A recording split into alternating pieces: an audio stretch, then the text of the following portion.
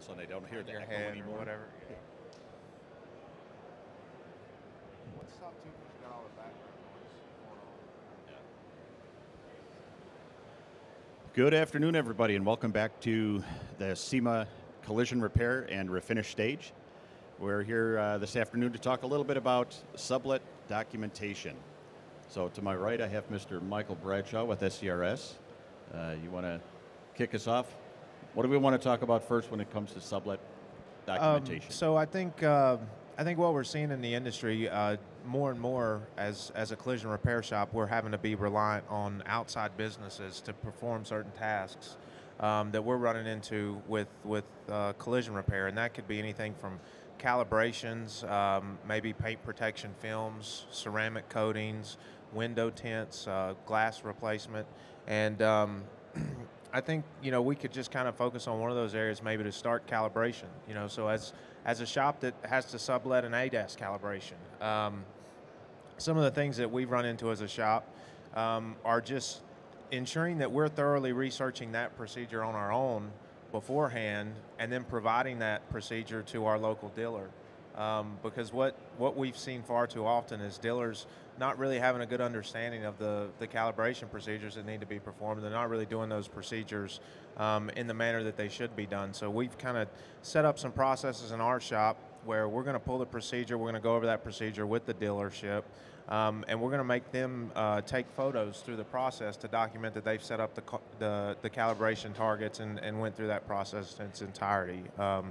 So Jeff, in your shop, what are some things you guys would do on a sublet calibration? We generally leave that up to the dealer, but not just calibrations-wise, but really any work when we send it to the dealer, we try and provide them with a list beforehand. It might be 5 or 6 things that we need them to do, whether it's we call it marrying the headlight or doing the wheel alignment, changing a wheel. We'll have a list provided for them, so A, they don't forget, but B, that when they write up their bill, it's documented. We don't sometimes the dealers like to get loosey-goosey and just say perform scans, one price. Well, that doesn't help us out legally, and it doesn't help the customer out safety-wise if we don't have everything in a detailed fashion there. Yeah, what I always try to tell shops is, you want to make sure that whoever you're using for your sublet, that they're documenting it just like you would if you're doing it in your own shop. So you talk a little bit about calibrations and targets and understanding target placement, and making sure that they're taking those photos, but that they're doing something to confirm the measurement. Whether they're writing it on the floor or they've got a piece of tape that they put on the floor and it has the measurement and they're taking a picture. They've got the tape measure maybe pulled out so that you can see exactly where it's at, so that you have that confirmation, because really at the end of the day, if you don't have the support to say that it was done and it was done properly, what do you do if you ever have to go into court with it? I think you're in trouble.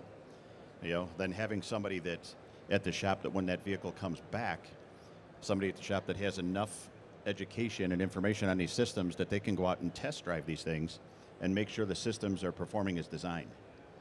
So one of the things that I saw was shops would just send out a car to the dealer and say it needs to be calibrated. They didn't tell them, really anything about the car, and it would come back with a charge from the dealer for several $100s. Well, on the particular one that stands out in my mind, they had done a bumper cover with park sensors. But on that particular vehicle, there was no calibration required for park sensors. They were plug and play.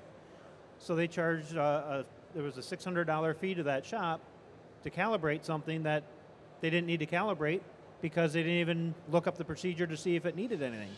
So, the dealer is going to do what they think you need them to do if you don't tell them exactly what they need you to do. For sure. Yeah, and I think that's where the communication aspect becomes so important, right? Because they're not collision repairers. They're not looking for what we're looking for. They're not trained to think like we're trained to think. And so, one of the things that we've set up is having a standard form where we'll itemize what's been done to the vehicle, what modules have been replaced, and like I said, And I think it's really important for every shop, you know, as you're performing your blueprinting process and you're researching your OEM information, as the shop, it's your job to identify all the procedures and the tasks that are going to be done on that vehicle, and then relay that information to the dealer. Because if you're being reliant on another party to try to figure out what you've replaced, and as a part of that, what now they need to do to get it, you know, get everything back working, you're just kind of setting yourself up for disaster. So I think, you know, a good standard practice is research the procedure, identify all the calibrations, pull any prerequisite procedures that are going to be done as a part of that repair process, and then document those items on a form or email or something that you can communicate with the dealer, where you've got a record that you communicated what needed to be done, and then you get communication from them on the back end and confirmation that it was done. And like Bud spoke to, you know, there are several ways we can validate that once we get it back to ensure it's all working properly. Yep, and I guess that we talked about this a little bit at CIC the other day. There was a conversation or a presentation, and talking a little bit about, you know, the concern that some have that Shop A is charging X dollars for a calibration and Shop B is charging, you know, something else. But the documentation to help everybody understand that this vehicle and that vehicle, it might be a similar system, but it's a much different calibration depending on requirements from the vehicle maker. So it's not always the same. So having all that documentation allows you to have that conversation with the customer, you know, whoever the third-party payer is. So, you know, it just makes everything easier for everybody. And again, yeah, like I said, I'm not an attorney, but if you ever land in court, you want to have this stuff to confirm that you made sure it was done right. Because there's some that think that liability ends when you send it to that sublet vendor, and that's not the way it works. That's absolutely right. No, that's absolutely true. And we've, you know, even though we're talking about ADAS, I want to switch gears a little bit and talk about glass work. I came out when our sublet glass company was putting a windshield in, and I wanted to check which urethane they were using. They were working on a Mercedes-Benz, and he thought it was okay that they used brand A when, you know, especially the German manufacturers specifically require their urethane be used in order for that car to have, you know, structural integrity when the job is done. So I said, hey, you can't do that. We've already purchased the glue here from Mercedes-Benz, and this is what you got to use, you know. And he kind of argued with me a little bit. And yeah, glass repair is just like anything else, right? You need pictures to support that the flange was prepped right, that you need documentation, you used the right material, that it had the right cure time before things were put back on the road. I mean, there's so many things out there, and what do we always say, Scott, with ICAR? Always follow the vehicle maker recommendations. Yeah, it's not really a recommendation. It is do this. You know, they put that out there. The information's there. We just have to follow it. You know, sometimes you have to educate yourself a little bit on how to find it. We try to help you do that a little bit with RTS. We have a glass replacement search to help them with that. And we also will highlight some of the things that they need to do for calibration as well. So it's not all inclusive on that section of the website, but at least gives them a starting point to kind of bring some awareness of what they need to be watching for when they're putting the windshield in. Yep. I would think that another one that you guys have to watch pretty closely is things like wheel alignments. How many times do you have a customer picks a vehicle up and comes back 2 weeks later and says, my car's pulling to the right now? Oops, they hit a curb somewhere, but they didn't quite remember that. Well, and again, we've had a lot of issues trying to use sublet vendors for alignments as well, and that's something we've actually brought in-house recently because of that. And you know, the thing with alignments that I think the majority of the industry misses is you've got a vehicle involved in a collision that needs an alignment, and you sub that alignment out, but many of the manufacturers, if there is a front toe adjustment made on that vehicle, now there'll be radar or forward-facing camera calibrations required as a result of that. And so again, most of these sublet alignment vendors they're not pulling the procedures. They're maybe not aware of that. And so as a shop, if you send that out to be aligned and just assume that they're taking care of everything because you've not done your due diligence on the front end, you're going to end up with you know, some issues down the road. And again, it just goes back to researching the information. And you know, it's a time-consuming process, but if if the work's put in up front, it saves a lot of problems in the end, especially when it comes to sublet items. Yeah, for sure. And I guess if we kind of go back to your conversation about glass for a second, that ties into calibrations as well. You know, there's many manufacturers that have come out with position statements say, hey, you need to use OE glass because the frit and the camera and where it's located can cause some challenges. And I know that I've personally been out at a sublet vendor, or I guess a remote calibration company, that had a vehicle come in from a collision repair shop and they had replaced the windshield. They tried over and over and over to get the calibration to work, couldn't get it to work, and then realized that it was a sublet glass, or I'm sorry, an aftermarket glass in there. As soon as they switched to the OE glass, it calibrated immediately.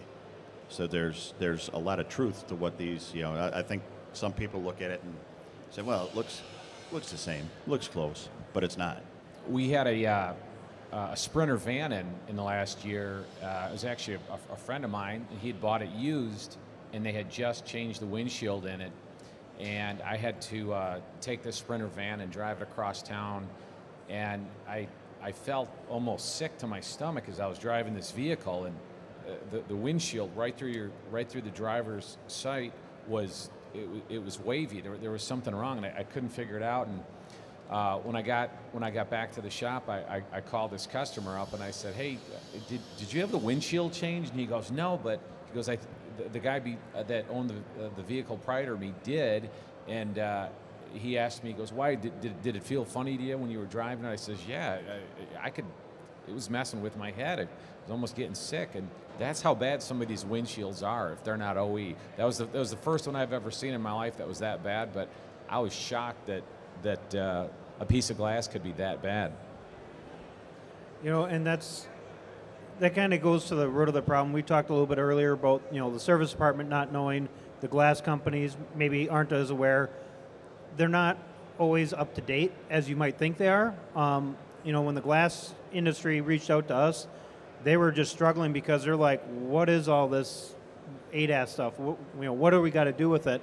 So you can't ever assume that, you know, it's part of their daily lives. And, you know, the service department's a great example. They're used to following a step-by-step procedure on, okay, we do this, then we do this, and okay, now it tells me I got to do this calibration. They're not used to, oh, okay, I went and did a wheel alignment, it goes out the door, now I have to do all these other things, because that's not something that's part of their normal process. Yeah. The other piece of it is that, you know, the service, or the dealers, you know, service departments, they don't necessarily see these things needing repair as quickly as the collision repair industry does, right? We typically see it first. You know, somebody buys their brand new 2021 vehicle and gets 500 miles on it and gets rear-ended. I can speak to that one, happened recently. And all of a sudden this thing needs a calibration because blind spot sensors and things in the back of the vehicle. So it's you know, you go to the dealer and they're not necessarily going to be as educated as you think they are initially on this stuff, because it doesn't hit the service centers as quickly as it gets to us in the shops. And how many times have we asked a dealer to do something they told us it didn't need to be done, even though the procedure called for, you know, something entirely out? And that, I think that's why it's so important, again, just for the shops to understand that you've got to do your own research. You've got to identify this, because the dealers, while they may be the experts when it comes to, you know, servicing those vehicles, you know, for common warranty issues or things like that, or normal wear and tear issues on a vehicle, they're not the experts when it comes to servicing a vehicle after a collision. You know, that's our job, and as the expert, we have to do a job in a thorough manner to make sure we're doing the proper, complete repair according to the manufacturer requirements. You know, I think another piece you have to, if we go back or continue the conversation on calibrations, is making sure that your sublet vendor has the space required to do it. Because a lot think that, well, if I can get this vehicle in here, into the space, and I can complete the calibration, that we're good. But there's reasons why the manufacturers say you have to have X feet in front of the vehicle and to the right of the vehicle and the left of the vehicle, because the surroundings can interfere and it could potentially pick something up that it shouldn't, and it may calibrate, but you're still going to have a problem. So you need to make sure it's right and that they're doing it in the right conditions. And that, I guess part of what brings this up for me is we've had a lot of conversations with folks as ICAR is looking at, you know, creating an ADAS role and training and some of the things that we're doing, and we have conversations with collision shops, and some that I think all of us would agree are premium shops. And one in particular we talked to we said, well, how do you handle your calibrations today if you're not doing it in-house? And they said, well, we use a sublet vendor. I said, that's great. Where are they doing the calibrations? Because I knew this person's shop and knew that they didn't have space. And they said, well, he usually does it in the parking lot. I said, okay, big red flag. I'm not aware of any system that you can calibrate in a parking lot. So, you just have to make sure that the sublet vendors are doing things properly, because at the end of the day, the shop that's repairing the vehicle, not the sublet vendor, is the one that ultimately is on the hook.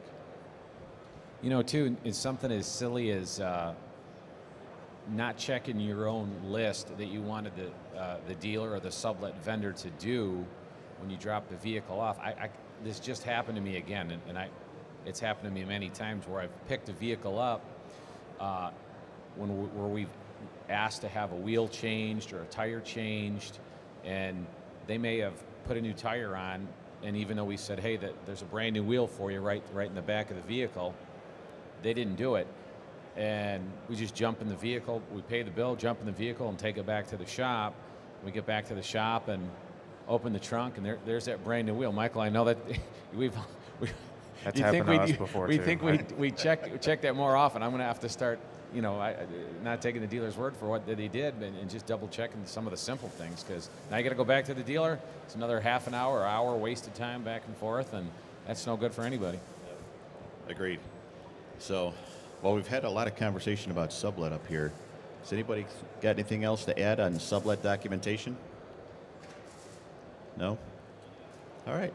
Well, thanks everybody for joining us, and we'll look forward to talking to you soon.